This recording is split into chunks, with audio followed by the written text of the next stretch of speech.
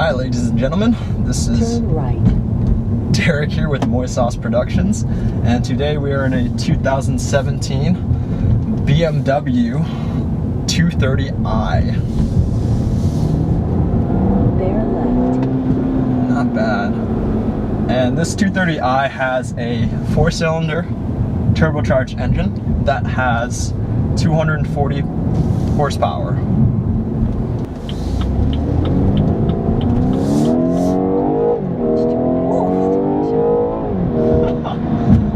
It's 8-speed auto.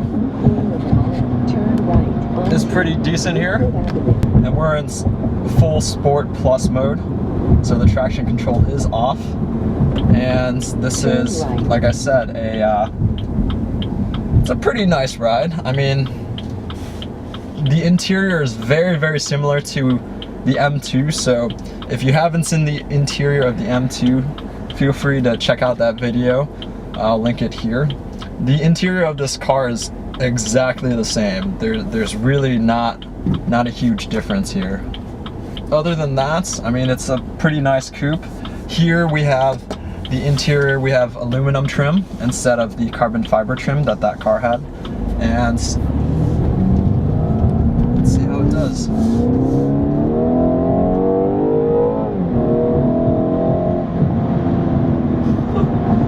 Pretty fast, pretty fast. It's pretty torquey, I think.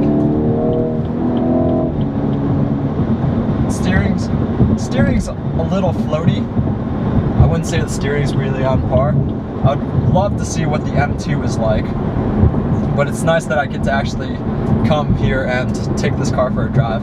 The 8-speed auto, as I mentioned in the 5 Series review, it's pretty decent. The response in this car is pretty good too. The 4-cylinder turbocharge is doing a pretty good job. Pretty good low end torque. Prepare to turn right. And navigation screen's pretty small, but it's pretty good. The details on it are really nice. You get to zoom in and zoom out with this xDrive or this iDrive system.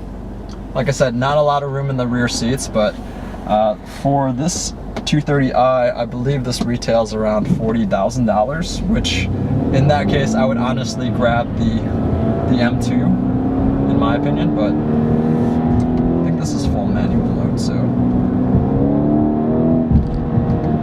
it's pretty good torque. I like the torque. The engine sound is pretty nice too. I can't complain about that. Turn right. And this is the rear-wheel drive version of this car, so I got a little squirrely when I first started, so it was pretty cool.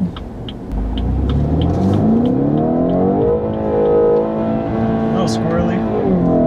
Okay, so that's cool.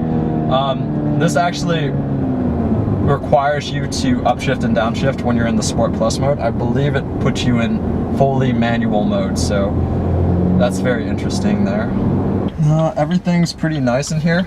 There's some hard plastic on this gear shifts, and I don't know if this does not feel like actual aluminum. I think it's just aluminum trim, and it's actually plastic, but it's kind of painted that way. What I like about it is that when the sun shines on it, it actually does not put a huge reflection on it, so I do like it there. There's some black portions here in the interior that would do a huge shine and huge glare, but overall this car is pretty nice. Don't really have a complaint about that.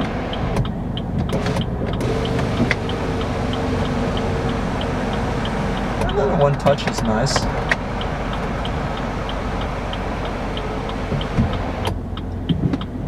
Here we go.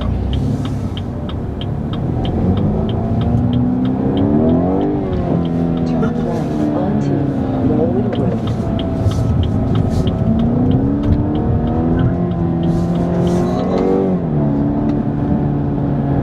Squirrely there, but behind like the worst car to be behind. Yeah, overall visibility is really good in this car. Don't have any complaints. Prepare to turn right. I would like to. I do like this 8-speed automatic very much so. And this is a very torquey car as well. I just wish that this car in front of me wasn't in front of me. Pedals seem pretty premium too. 700. Steering wheel doesn't feel that great. It kind of feels rubbery, but not too bad. I'm not gonna really complain about that. The size of this car, I do like the size of this car. I think for the amount of money that you're paying, I think it's nice that you can get a rear-wheel drive car because a lot of the competition does not really provide that, other than Mercedes and other than, you know, the German rivals. There's really no comparison to this car because all the other cars like Toyota, Honda, Lexus, you know, Lexus does have, I believe, I don't think they have a car this small that can compete with this. Let's see how it turns in.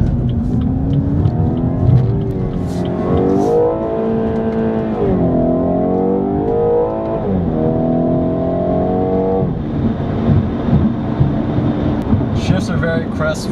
Performance is pretty decent. Brakes, kind of squishy, but they're progressive, they're linear. It's not a very sensitive pedal. This car has also probably been driven by a lot of people, so overall it's pretty compliant over these bumps here. Very quiet. You have reached your next destination. There's a little bit of rumble in the actual cockpit here. Let's go into the. Okay, so it is an 8 gear or 8 speed. So now it's a lot quieter. So when you're cruising, being in 7th or God, shut up. Then turn right again. Shut up. Overdrive, like the 7th or 8th gear, it's nice and quiet. The engine doesn't make a lot of rumbling sound. Steering's pretty direct here. There's not a lot of steering feel, but turn right.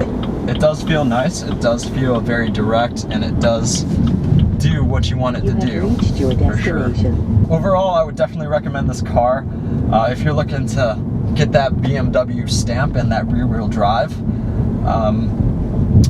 I would opt for the M2 just because it's a little bit less. Well, how much you pay for this car, like 40 grand that you pay for this car, I would think you might as well pay an extra like 7 to 8 grand for an M2, just because why the hell not? I really like these cars. I like the transmission that these cars have too, because it's like you get both, you get sporty and you can also get, you know, comfortable as well. And it does have a comfort mode and an Eco Pro, which is nice.